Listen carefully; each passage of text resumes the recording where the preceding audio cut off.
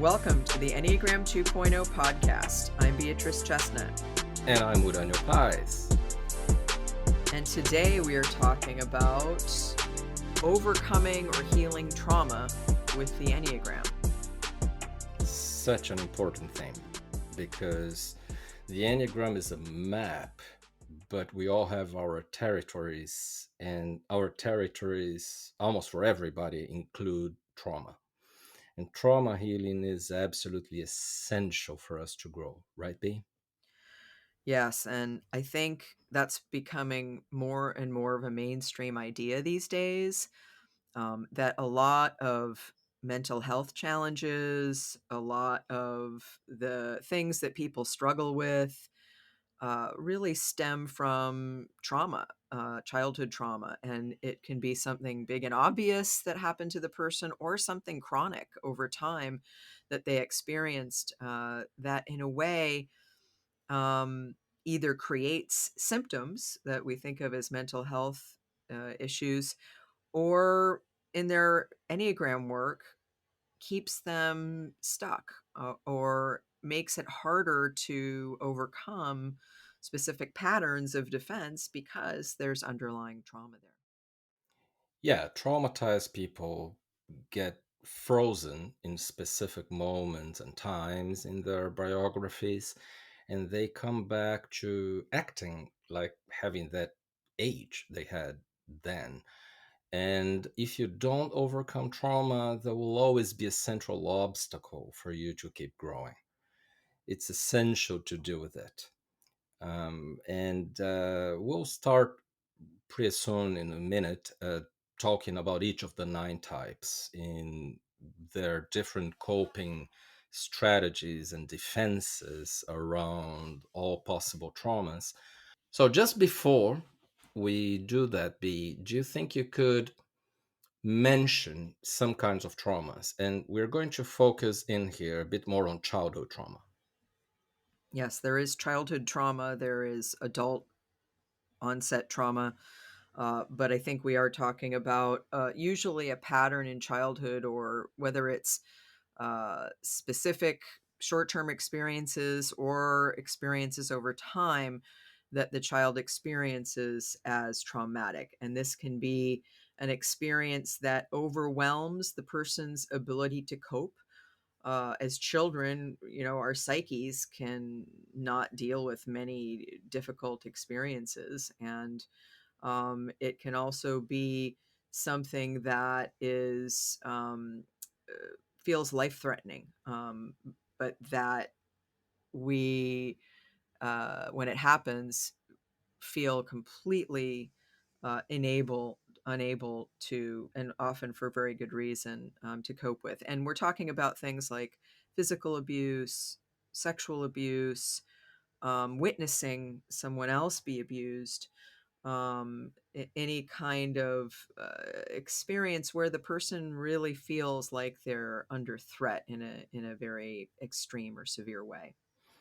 Yeah, and not only abuses, but also accidents or even birth traumas and more.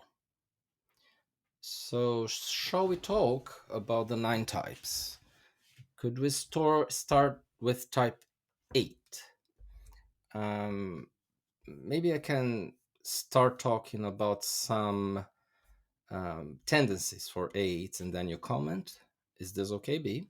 Yes, and I think, just to be clear, the tendencies we're talking about, when we're linking trauma to personality, which is what the Enneagram types describe, we're really seeing personality itself as a defensive structure. So trauma, of course, can happen to anyone, and there are certain universal aspects to trauma in terms of how we as humans experience it and how we may cope, like fight or flight or freeze. And oftentimes the biggest traumas are those in which we can't run away or fight, but we are somehow paralyzed. And so we're talking more here about how the different types cope, like kind of automatically use their built-in defensive mechanisms to cope with trauma. So again, any trauma in some ways is a universal, but we'll talk about each type in terms of how their normal defensive patterns that we see with anyone of that type can get even more pronounced, more fixated. As you said, people can have the feeling of being frozen in time, or there can be an arrested development, or a trigger or a sensitivity that stays really active. And that's the kind of thing we're talking about, and how each type can tend to respond or react, might be the better word, and how that looks from the outside or even the inside.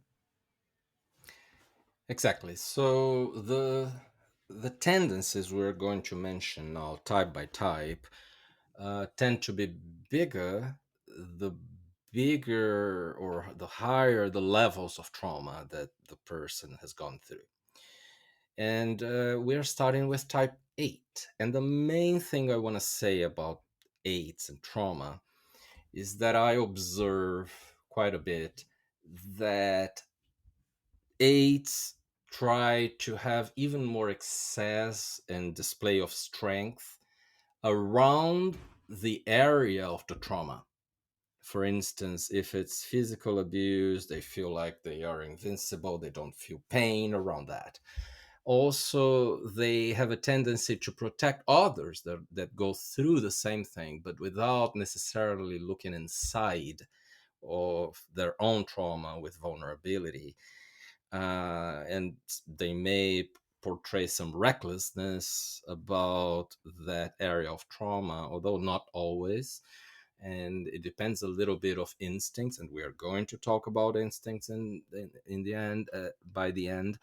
And one last thing, B, before you comment, is that sometimes it's are more unaware than other types, in my view, about the situation having generated trauma because of denial as a defense mechanism. I've seen it saying, "Oh, there was this other passage in my life. I don't know if I had trauma or not," and then that was the biggest trauma ever.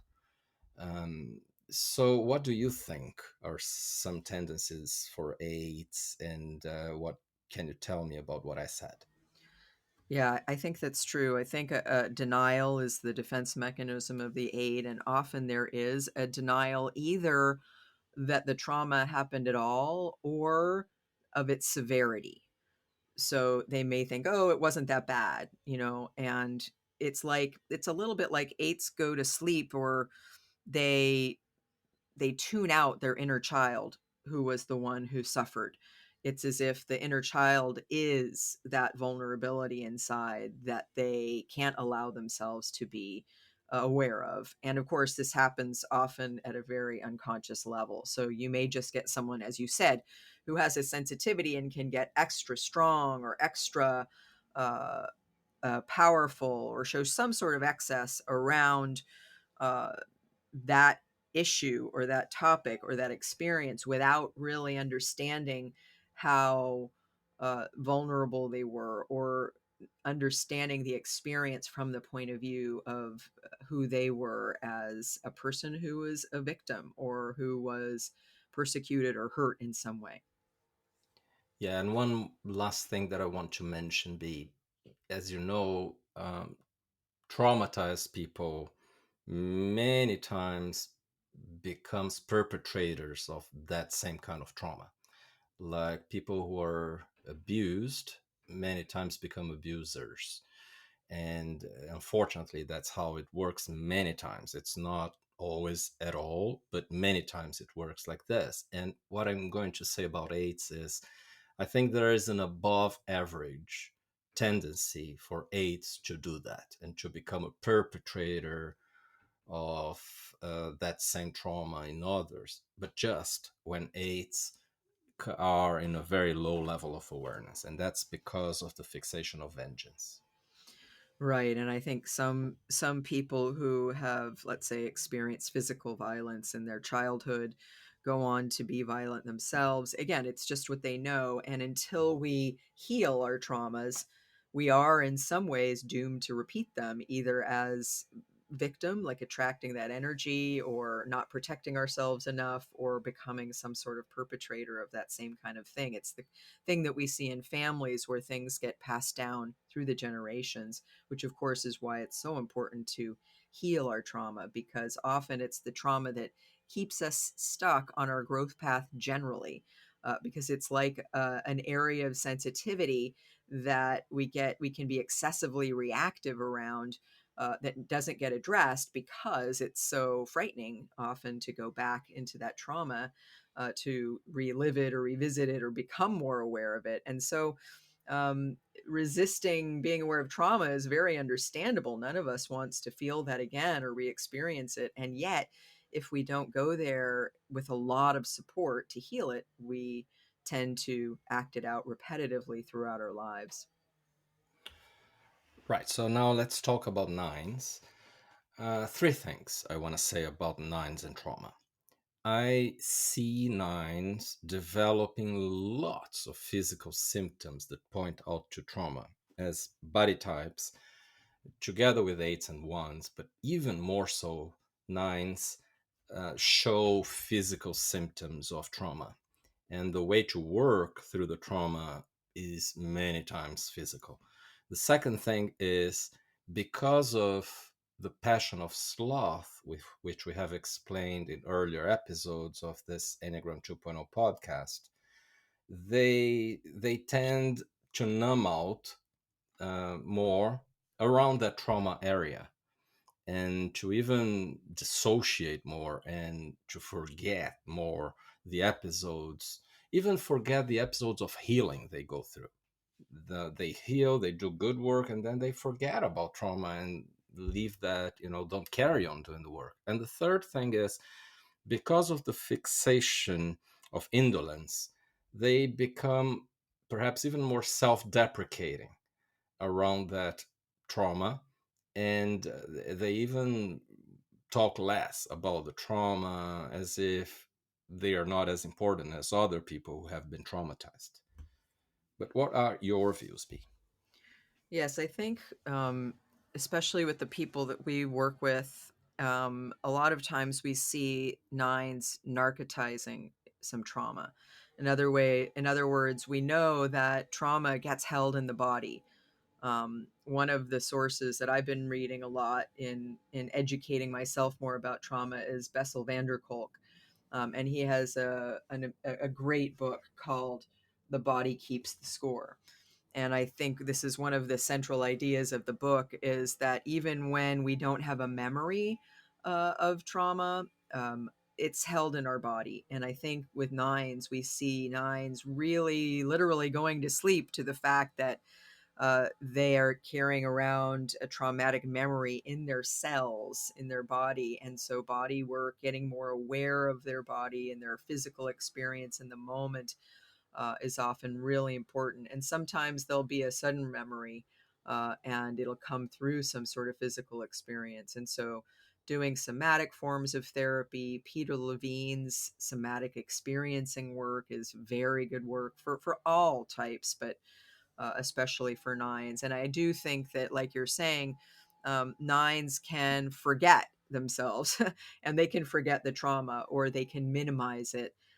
And it's as if they just kind of end up going along with the program and not valuing their own distress or their own pain. And it's really important for nines to almost use, in a very intentional way, an experience of healing their trauma as a way of waking up. Because I think that while having had a lot of trauma in your life can make your Enneagram growth journey a bit harder, because it's like something is holding you back that you may not realize what it is. And until you heal that trauma, you may get stuck in your defensive patterns, the ones that correspond to your type. There is a way that when you heal that trauma, when you awaken the body, when you really understand what's held there and you get more conscious of it, it's like that trauma healing experience can act as a springboard, to helping you be more aware, more alive, more energized. And for nines, they can really get more in touch with their power and their energy and their own desires and their own agenda when they do this work of really caring for themselves enough to revisit whatever has been really painful or hurtful in order to heal it. Yeah, interesting and super important. But let's move on and talk about ones. So, one thing I see B for ones is, and I know you do too, is that they carry even more tension in the body when a trauma happened, and with more rigidity, inflexibility. And also, they, as we know, they tend to be already very self-critical, sometimes critical of others, but also very self-critical. And when there is trauma, it's even more so and harder to shift that, and they carry a lot of guilt, and sometimes seeing that they were not actually victims, they had a big responsibility and all that, although this is, for abuses at least, a tendency, unfortunately. It's one of the most perverse parts of abuses, that the victim thinks they were guilty. But that leads sometimes ones to talk less about trauma and self-disclose less easily, I think, or take longer.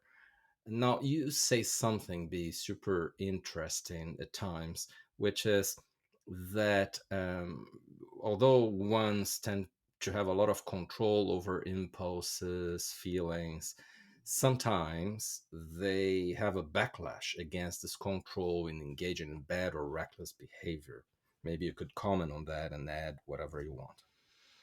Sure. I think sometimes we say that there's such a thing as a trapdoor one, and that's a one who puts so much pressure on themselves to engage in good behavior all the time, do everything right, be correct in everything they do, but it becomes too much at some point. And so the trapdoor is sort of doing something quote unquote bad on the down low, in a way where no one sees or in secret. Because again, no human being can take that much pressure to be perfect all the time. And of course, there is something in the one that needs to be able to be human and imperfect in that way. So I do think that again that it's like one's already put a lot of pressure on themselves. They carry a lot of tension. They often aren't in touch with their anger. And for instance, if you have gone through something difficult, it makes sense that you would need to express your feelings about it, express your anger maybe at someone who did something to you that wasn't okay, but ones can hold that back, and that can cause them to take it out on themselves. There can be self-destructive behavior. There can be a lot of being very hard on themselves and minimizing that, like not realizing how harsh they're being on themselves. And again, there can be some acting out of the anger in ways that are just a result of having held it in too long, and when it's just too much. And it can be hard for ones to do the healing work that we all need to do when we've had a traumatic experience, which is to tell our story, to talk about it, to see it as as something that needs to be discussed and brought to light, not something that needs to be just um, hidden and kind of powered through somehow. Right. So let's move on to heart types, starting with type 2. What I want to say is that Jews are naturally sensitive, and they usually become even more so around the area of the trauma. And sometimes we say that, less aware Jews can have tantrums and be a bit histrionic at times, at least in tendencies.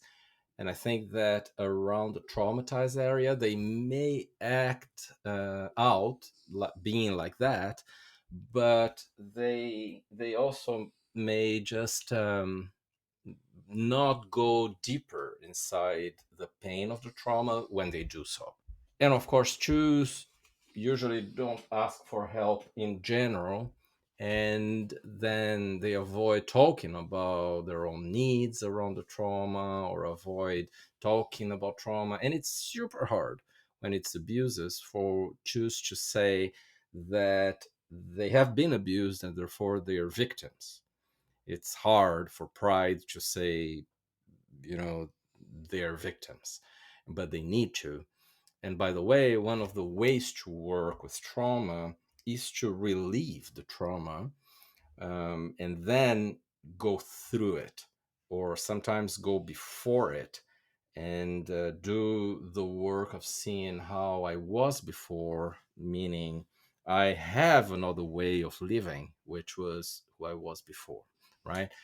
But maybe I want to hear from you, of course, because a Chew, do you think that Chews tend to internalize trauma more and keep it as a secret?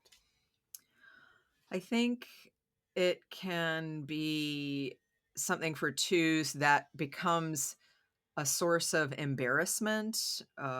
It can be something that I think they don't fully recognize because, again, twos, a little bit like nines, can in some ways not see themselves as worthy of care and love. And so they can underestimate the degree to which it has affected them or caused them pain or held them back. They can just see it as, well, I wasn't good enough, or it was partly my fault. I think all trauma victims can feel a sense of responsibility, like I caused it somehow, or I was bad, and that's why that happened.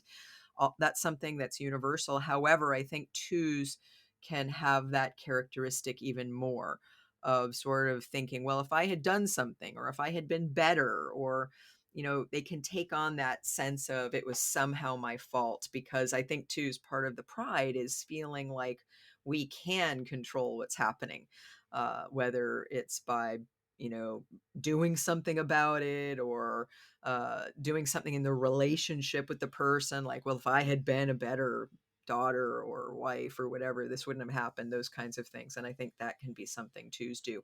And like you said, then not asking for help and not taking seriously enough their own symptoms and the consequences of trauma in order to heal it in a very proactive way. And when you do that, an act of healing your trauma in an intentional way can be something that where you're really valuing yourself and respecting yourself.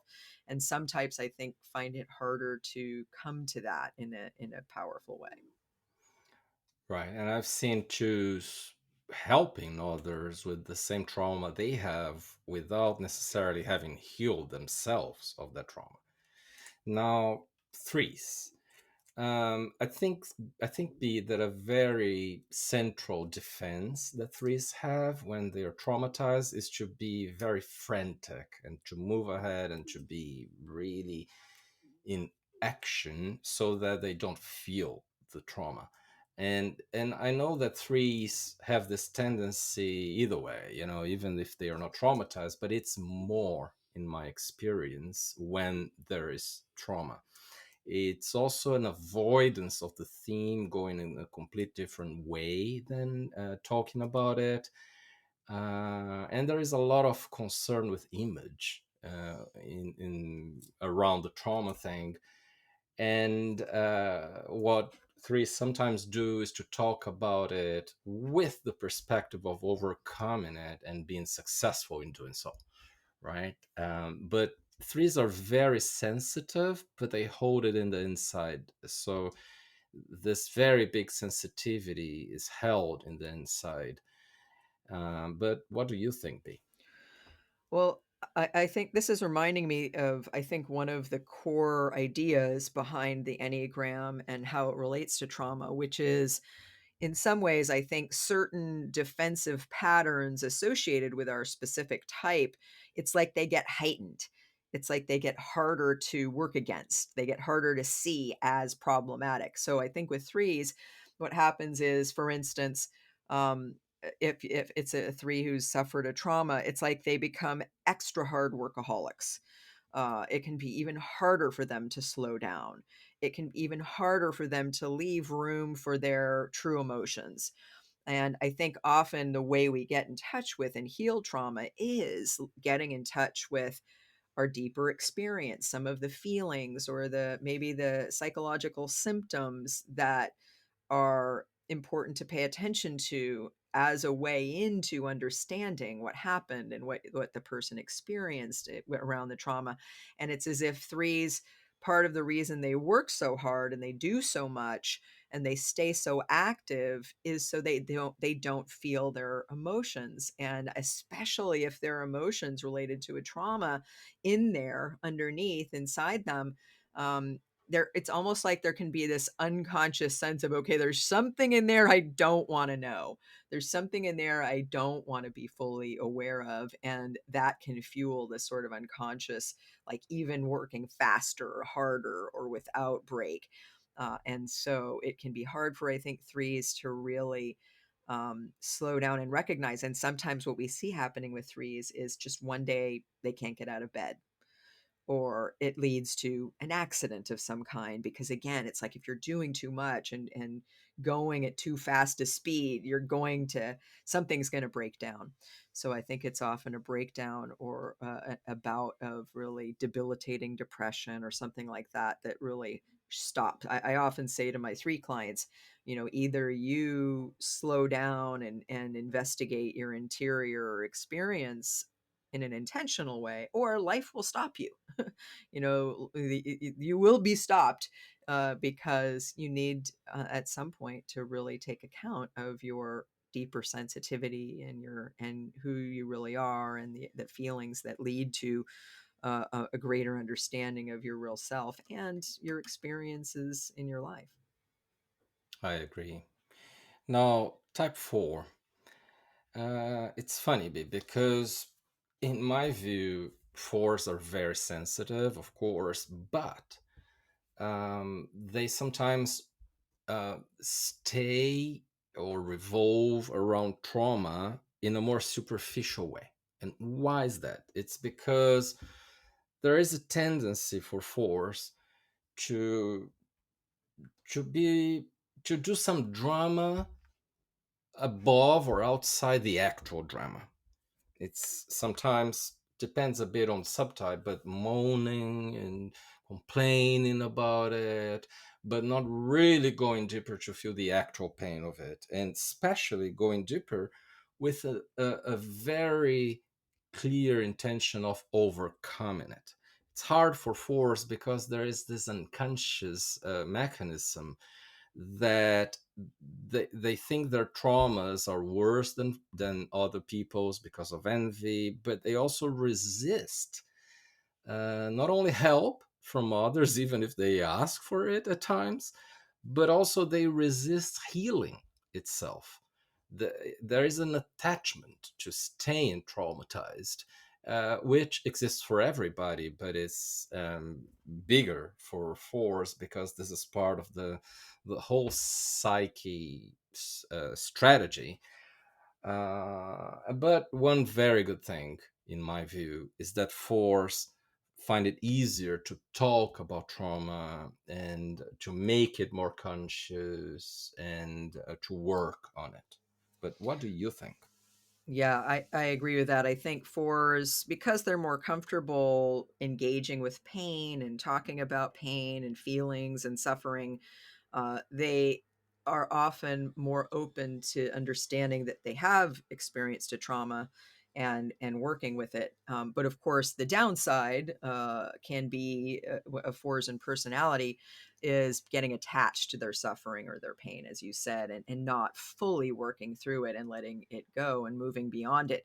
Now, talking about fours reminds me too that we always need to remember that these things, these trauma responses and the ways that each type gets stuck in their defenses, even more so if there's been a trauma underlying what they've needed to do to defend against intolerable, difficult experience, is that um, there's a way that we need to talk about subtypes explicitly. So, for instance, as we talk about fours, I think to myself, I think self-preservation fours can actually be a little bit like threes in that they work really hard and they keep going and they get stoic and strong in the face of trauma such that they don't allow themselves to really see the fragile child inside or the part of them that was hurt. It's like some self-preservation fours that we've worked with, I've always been really shocked by this. They've often got an explicit message, often from a parent, of just deal with it, just tough it out, don't cry about it, don't complain about it. Like, and even if it's something really difficult, like losing a parent when they were really young, or being ill and not being taken to the hospital, or experiencing some sort of physical or psychological abuse, and just being getting the message that, hey, you just have to deal with this, you just have to get strong, you have to be tough, you can't complain, you can't be a victim. And we often see self-preservation for as having a lot of resistance to owning their victimhood, which of course can sometimes be part of the healing process of recognizing the truth of what happened. Now, social fours, a little bit like what you were saying, I think can sometimes get too attached to the suffering, the talking about suffering, the sort of staying in that sensitivity and suffering and seeing it as something bad that happened and something that means something bad about who they are at an essential level. And of course, they need to let go of that. They need to sometimes fours, as they do with feelings, can do with traumas, almost like getting attached to the symptoms or the consequences, the painful consequences of the trauma, and not really going to the heart of it, really facing it and working through it and letting it go so that they can be happy and heal and move beyond it. Sometimes they resist that part, and I think especially social fours. And then lastly, I think sexual fours, they can stay in a lot of anger around it. Now, it doesn't know the anger may not be exactly about the trauma. They just may be express a lot of anger in their life, how people don't see them or understand them or meet their needs. And so then what happens is it's hard for people to get close to them to help them get deeper down under the anger to really explore and heal the pain of the trauma and the sensitivity or the shame or any of the feelings that the sexual four may feel underlying the anger. So again, sexual fours externalize their suffering. They lead with anger as a defense, and they can get a bit more stuck in that and be more angry, such that they don't see and really address what's underneath. Yeah, very good point. And it's always very hard to talk about force in general. We need to go down to the subtype level. Hi. If you're enjoying the depth of knowledge offered in this podcast, you might want to stay in touch with us. Be and Uranio offer professional Enneagram training, personal development courses, self-guided online courses, and they even have a membership platform with over 100 hours of content. Head to cpenneagram.com/podcast to learn more. Now let's move on to the head types, starting with type 5. So what I see, B, and I want to hear from you next, is that although many different people of all types dissociate, sometimes because of trauma, that happens even more so for fives. They are more prone to that. And that includes disconnecting more fully from their bodies many times when the trauma has affected the body more than just psychologically. But it's also difficult for fives to do the reconnection to the trauma story using the body. For most fives, not for all, but it can be very powerful when they manage to do so. I think that for mental types B, it's always important to not only do practical sessions, but also talk about it in between and bring it a bit more to the cognitive. Now, fives keep a bigger than average secrecy around the trauma, and sometimes for a very long time. And they may even give up leaving more that area of life around the trauma with that very particular resentment that fives carry about it, and just living without is a normal defense mechanism for fives or many other things, not only trauma. And what I observe is that while fives in general are calmer than most people, sometimes fives who are traumatized are more anxious than other fives. Yes, and again, I think it's like with the different types, there's a even stronger defensive response of the kind that the type normally already has when there's no trauma, but it becomes even more extreme or exaggerated. So for fives, it's like disconnecting even more and having a harder time connecting, like you're saying, both to their body, but also to other people. Because part of what we need to do is to heal our traumas is revisit them with a lot of support, developing a good connection with other people, a therapist, ideally, in order to really heal. And I think sometimes it's like fives, it's a little bit like they get resigned to being disconnected. And so they don't value themselves to say, okay, I need to explore this. I need to do whatever it takes. It's like they lose energy when it comes to really addressing what hurts that might help them connect more to themselves and others.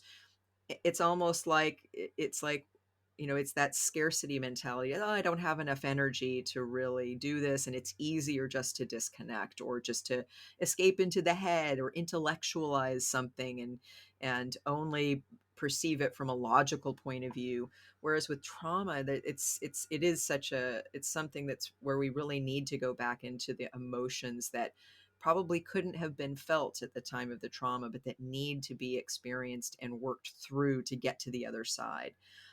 So, five, we need to encourage our five friends to value themselves, to go against a kind of tendency to disconnect or shut down or withdraw inside themselves, give up on having more richness in their life, more abundance, more connection to others that allows them to go through the pain, which can be hard for all of us, but I think especially for a type that's habituated to not feeling their feelings, to really go there in a proactive way in order to work through something and have more ease on the other side. Right. Now, type 6. I believe, uh, at least according to my experience, that sixes are a bit like fours in the sense that they are more prone to talk about trauma, to receiving help, and even having more resilience, perhaps even coming from courage or the virtue of sixes to face the trauma.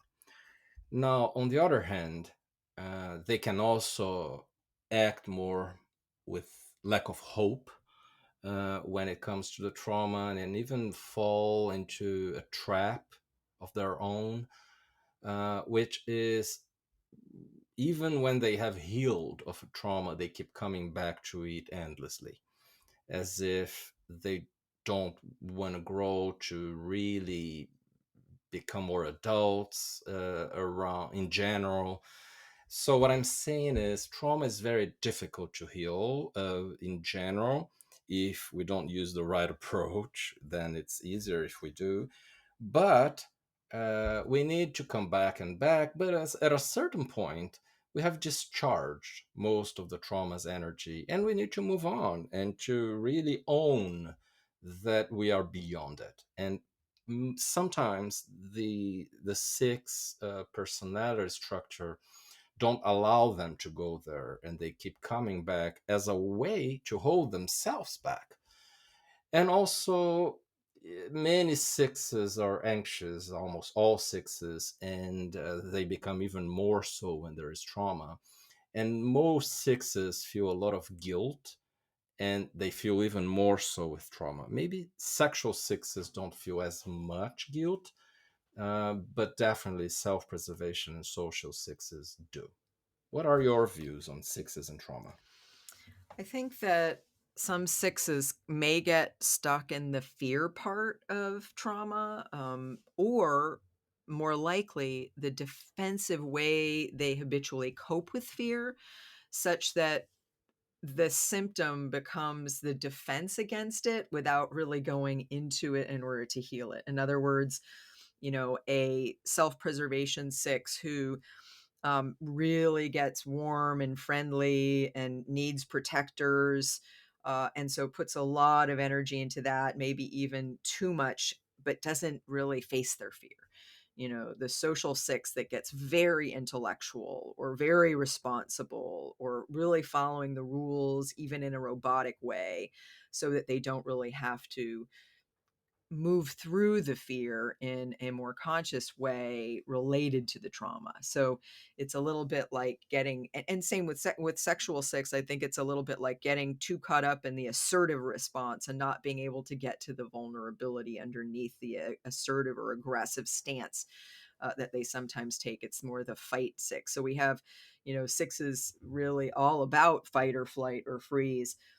And so it's getting too caught up in the reaction related to fear and not always recognizing that there's something underneath there that can be usefully addressed, that can ease the anxiety, ease the problems that come from the coping strategies themselves as a reaction to something that they may not remember happened. But I get your point around like being more okay with looking at problems and seeing something as a problem that needs to be addressed or dealt with. I think in some ways sixes can bring that mindset to trauma when they realize that something is there that they need to become more aware of. Right, and finally, sevens. What I observe is that sevens become especially anxious when there is trauma. And it's an anxiety that I believe comes from one who's not easily willing to face trauma. So they act out trauma through anxiety, many times becoming also frantic, more than other sevens. And there is always the rationalization as a defense mechanism, trying to avoid to get in touch with the trauma story and going all the way down and through it, because there is this belief for sevens that if they get in touch with the pain will not finish, will never end, so they avoid it, right? And it's not true, but there is this belief system that thinks so. And also, you know, the dream world for sevens is that I can have a more immediate solution to my biggest pain, and therefore I want something quick to deal with my traumas. So they might have some avoidance of therapy or talks about the trauma, and they might want to go to techniques that help, like workshops or on that, or even techniques like EMDR, although they may discover that they need to do a longer process with even techniques like that. What do you think? Yeah, I do find that sevens who've had significant trauma do feel much more anxious.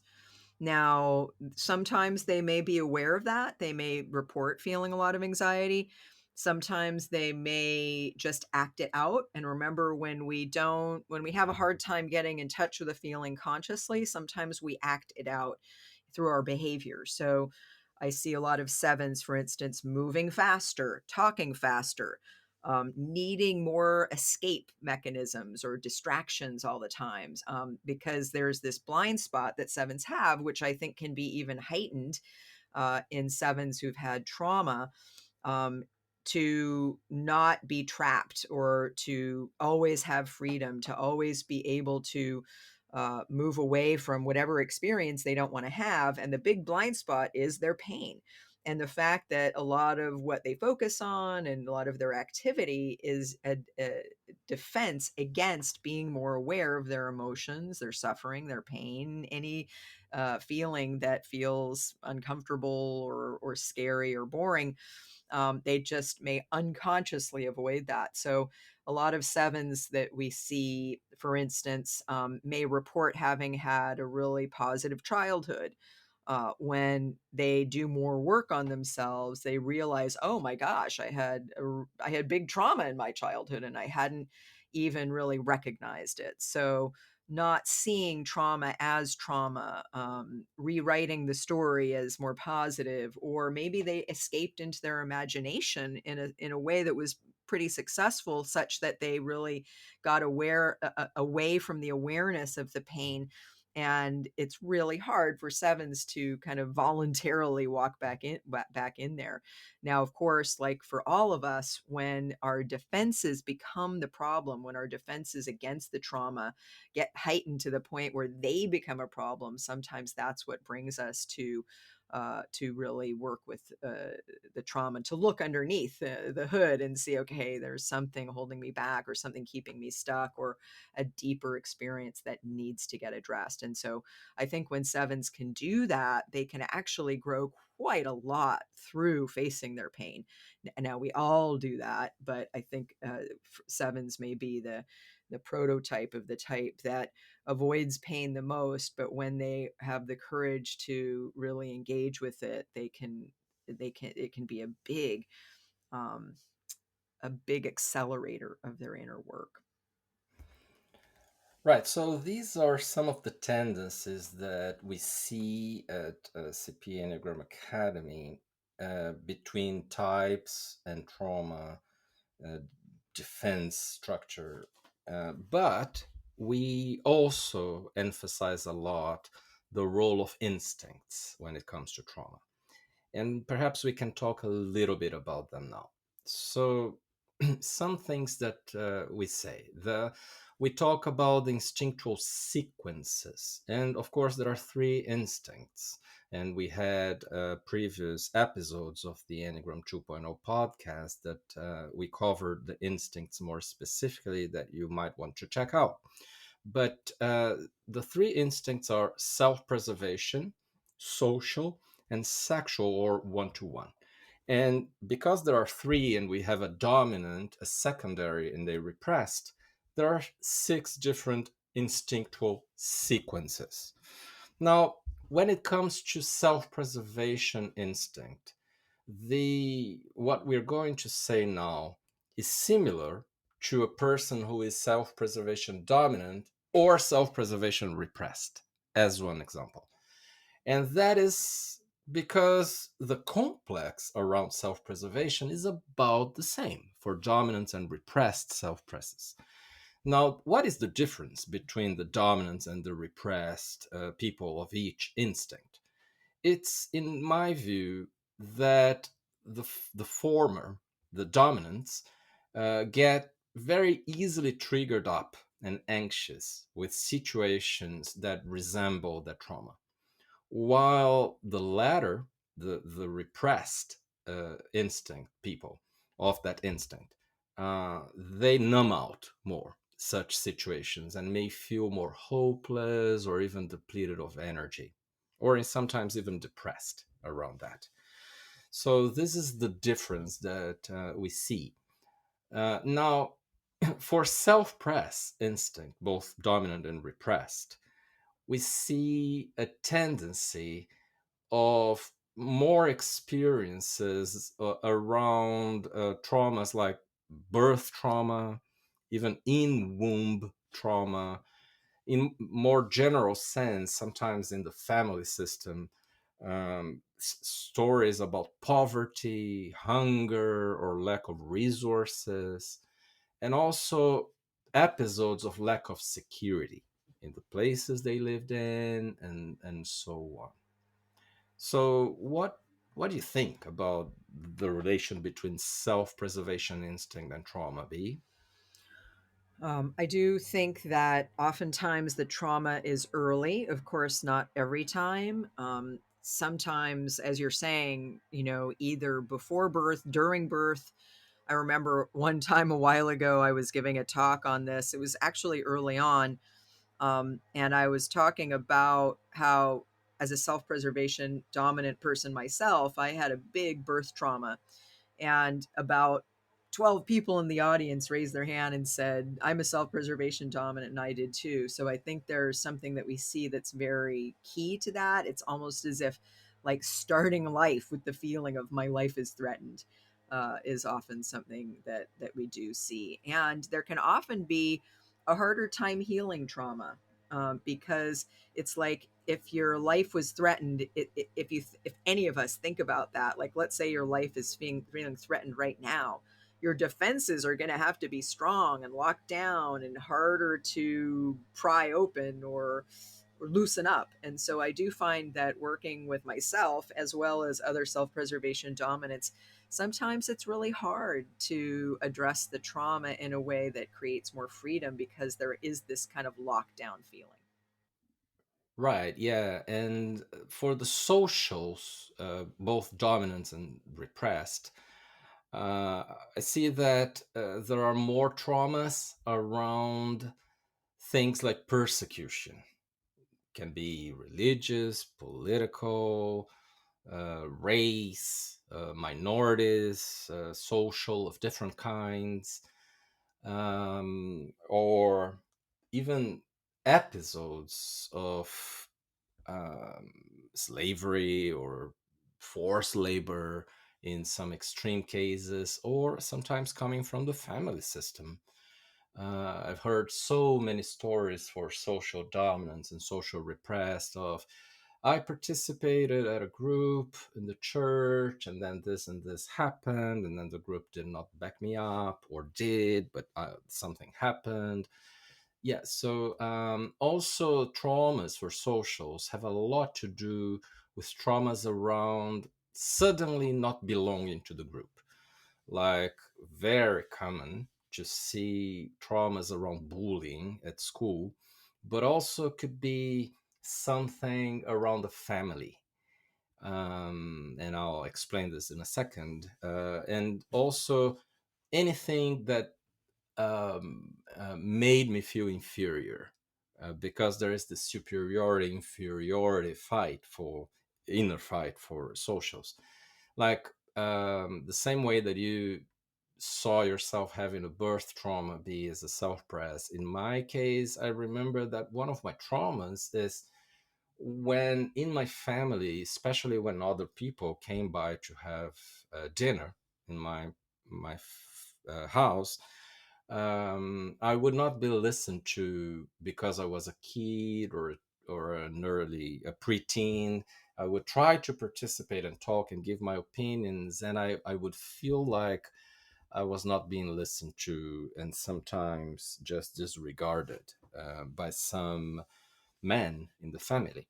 So that, for some people, perhaps it wouldn't have become a trauma, but it has for me. And I had to work on that. And it's around my social dominant instinct, I believe. What do you want to say about social instinct and trauma? I don't think there's too much to add to that. I do think that, you do raise the point that one of the things about trauma is that for one person, it's something may not be traumatic, but for another person, it is, and that doesn't make the trauma any less important.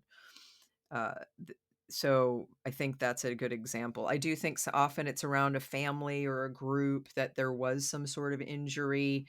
It could be psychological, physical, not belonging, as you said. I think all of those are often in part of what makes the trauma traumatic. Hmm.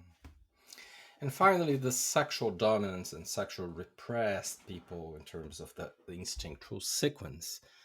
What I observe is that, abuses of different kinds, and sometimes harsher than for other people, are very, very present here. I mean, unfortunately, everywhere we go teach and work with people, because we don't only teach, we really work with individuals, we see a lot of trauma everywhere in the world. A bit more one kind of trauma of abuse here or there, but everywhere, really everywhere. But abuses in general tend to be a bit harsher for sexual dominance or sexual repressed, in my view. And there is more trauma created around that. And also situations of big time domination, one person dominating the other, or even some very, very sad situations that we hear about sometimes, that someone has been kept hostage for a long time in a hidden way inside someone's house. I think it has to do with very dysfunctional sexual instinct at times, and some very harsh episodes like killings or homicides are some traumas that I see sometimes having potentially a relationship with sexual dominance or sexual repressed. And this is in our sample, which is big, but of course it's still something to keep studying. Yes, and it is true that a lot of what we do on our inner work retreats, where we do deep work using the Enneagram, and we both demonstrate how you can use the Enneagram for deep work and really help people understand what it means to leverage their insights about themselves that they gain through the Enneagram to really heal things that are holding them back, which are often traumatic experiences underneath. In fact, I think sometimes, especially at our first inner work retreat, we often have people saying, "Wow, I didn't realize it was going to be this intense." And it's intense because one of the things we're asking is, where is this person on their growth path, and how can we help them move forward in an effective and efficient way? How can we help them understand where they are and really do something that's going to create a big shift? And often, not every time, but often, what we tune into in them and their story is the fact that they've had some sort of traumatic experience, and it's almost as if it acts like something that needs more defending. You know, there's something that's holding them back because there's a defensive part of their personality that can't let go. Because it's almost like there's this sensitive point, this pain point that goes really deep that often isn't acknowledged fully. Either the person doesn't remember it, or they remember it, but they think, "Oh, it wasn't that bad." But they don't recognize to the degree to which, and this is, I would say, the most important thing, of that we expend so much of our energy defending against traumatic experience.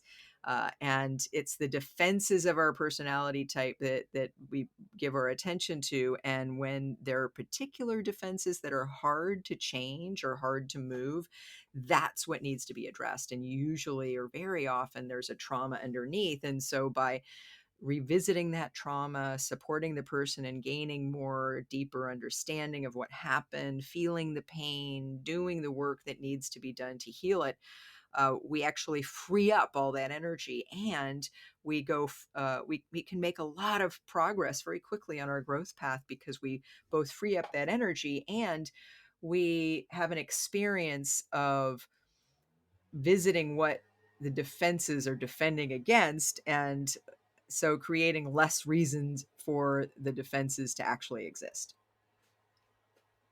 Very good points. Thank you for this discussion, B.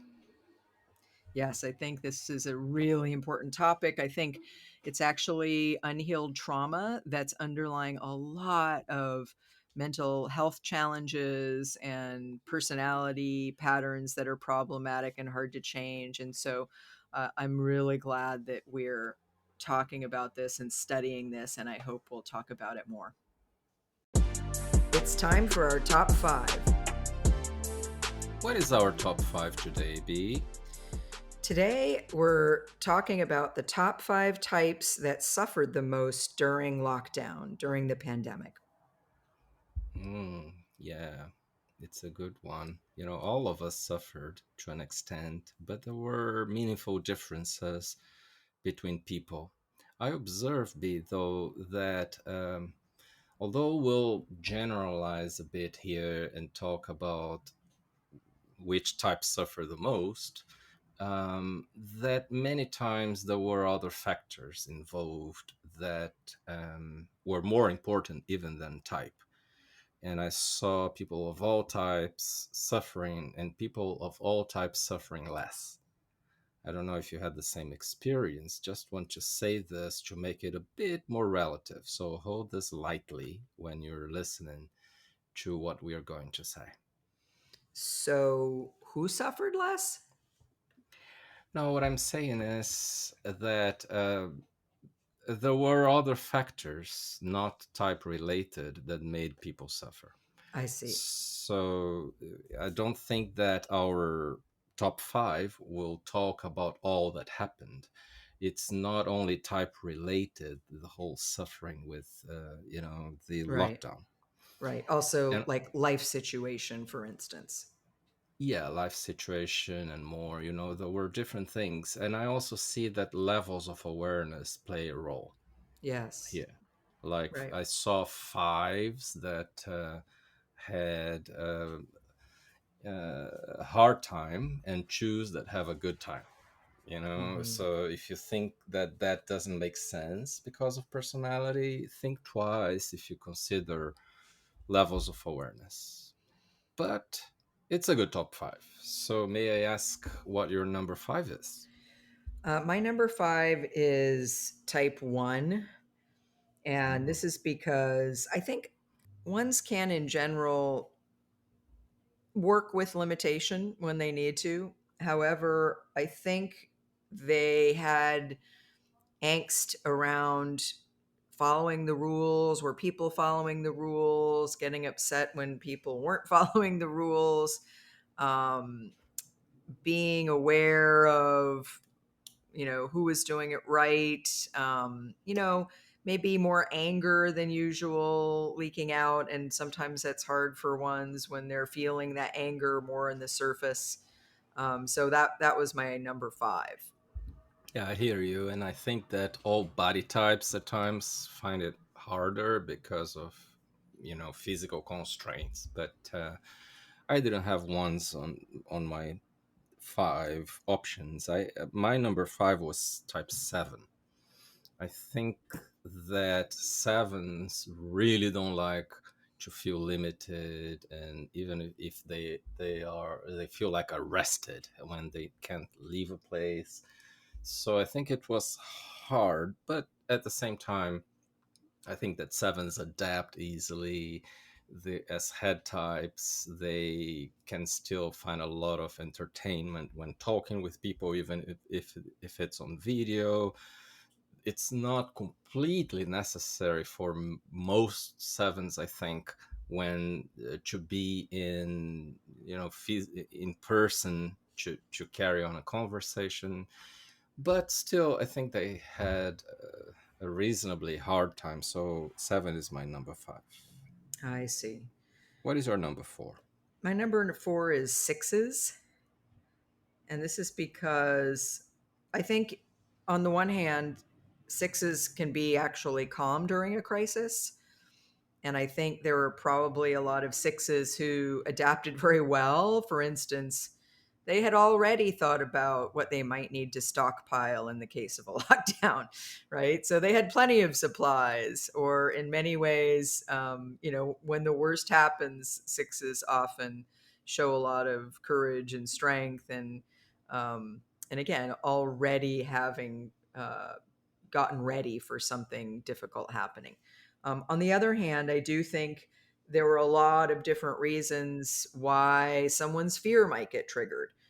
And so some of the sixes that I know and that I heard about described having different kinds of fears triggered. And I think for some sixes, there might have been one kind of fear, for another six, another kind, or for another six, multiple fears. For instance, fear of getting sick, fear of, um, you know, having contact with people who might not be safe, um, fear of losing someone, fear of what's happening with a close relative, things like that. Yeah, good points. I hadn't thought of those. Some of the points you brought, mainly the last ones. So I haven't included also sixes on my top five. So the second type that you said that I hadn't included, and my number four is type nine. I just think that for nines, there is this need from an energetic perspective to be physically close to others, to interact. I think that it's much harder for nines to to to be in their normal way on video. Maybe it's an opportunity for growth. It's a good thing for them, but it's hard at the same time. I think that nines have this way of connecting physically to people, but it's not emotionally, it's more with the whole body and energy. And for some nines, that gets, or for most nines, it gets more difficult to do. So I heard from some nines that that it felt like having one less important resource for doing work together or talking, communicating, and more. So nine is my number four. What is your number three? My number three, and it's interesting, by the way, that we have all different types so far. Yes. I didn't put nines in my list, partly because I observed that if nines were with people they liked, they were kind of okay. Like nines being in the body, I notice are a little bit more like in touch with who's there, you know, and not necessarily longing for who's far away. But not, of course, just a generalization. But my number three is twos. I think twos, similar to what you were saying about nines, really feel, and I know I did, the pain of not being able to connect easily with people, not to being able to be around people, uh, being far from some people, not being able to visit and be in person. All of these things I think are hard for twos who, as emotional heart types, who really, are central to their focus is connecting with people, relationships. That was hard. Interesting. My number three is type three. I just see that threes really benefit from being in person with other people, also because of the emotional reading that they try to do of others. Threes are not very well understood, in my view, in some Enneagram circles. People say that they just block out emotions and so, but they actually use emotions all the time to read where people are, what they want to hear, and so on. And for some people, it gets way harder to do on video. And threes are also very dynamic. They need to move many times. It's hard to stay quiet. And being in lockdown, it's hard. And also for some threes, um, just all of a sudden being dragged uh, to their own houses and with all the life affairs and duties and so, and even taking care of family, kids. And so it's a challenge, but at the same time, it's a big opportunity. But for many threes, I see that it was hard. So my number two is seven. So I ranked them higher than you did. I saw sevens at being having a hard time being so limited. In lockdown, you're literally not free to move as much as you normally would. And I noticed some sevens having a hard time. Also, there's a lot of pain and grief in the atmosphere. And I think that can be hard for sevens, especially sevens who maybe haven't done the inner work yet of being more okay with pain and discomfort. So I had sevens as my number two. Interesting. My number two is 8. And I'm now realizing that my criteria was a lot based on how people adapted to working on video. And Oh, I think it's very difficult for eights to do that, also because of the energy control that they try to have over people and the environment itself. And also, eights are many times a bit more personal, or they measure people, and if they can't see all that's happening, it's a little bit harder for eights. And also the same thing about that I said about threes, like they are very dynamic and energized, and being in lockdown is just not natural for a very, very energetic type like an eight. yes. It's interesting. I do think we're drawing on different criteria when we're making our assessment of this, which could be why our lists are pretty different. I don't have eights on my list, but especially what you just said around having movement limited, and I can see how eight makes sense. Um, However, I don't have them on my list at all. Nines, I don't have nines either, but I do have three as my number one, Ah, okay. and this is because I think I heard the most from threes, and I think my criteria was more how the actual lockdown is experienced, like not being able to leave the house or not being able to go as many places, not being able to see people, having a sense of just in a very general way, not being able to have the freedom that we used to have. And I think also this shift in doing things differently than the way we used to do them, sort of this forced stop and this completely different context in terms of how we live and how we work. But so for in my number one place, I have three, because I heard from threes a lot that the lockdown was kind of disturbing because of not being able to do things the way that they had always done them, not being able to be as active, not being able to work in the same way, having so many things kind of stopped. Threes can feel stress when their forward momentum is thwarted somehow, or there's obstacles in the way of them getting things done. And again, I'm thinking more along the lines of maybe the average type, and I guess I think too in a crisis like we've had this last year and a half, sometimes it brings out maybe the average in us as opposed to the most able to adapt. However, of course, I think that everyone I'm talking about I have seen doing their best to adapt. So, of course, for threes who are having this, sort of forced pause, having this interruption in the way they normally do things, it's a growth opportunity. It's a learning opportunity to learn to handle that kind of thing and to slow down. And so, I think for all of these types, and certainly for threes, it's actually been a positive in terms of using challenge for inner growth. So I'm not saying that threes didn't do that. I'm just saying that I think it was hard for threes to be limited in terms of, their normal routines being disrupted.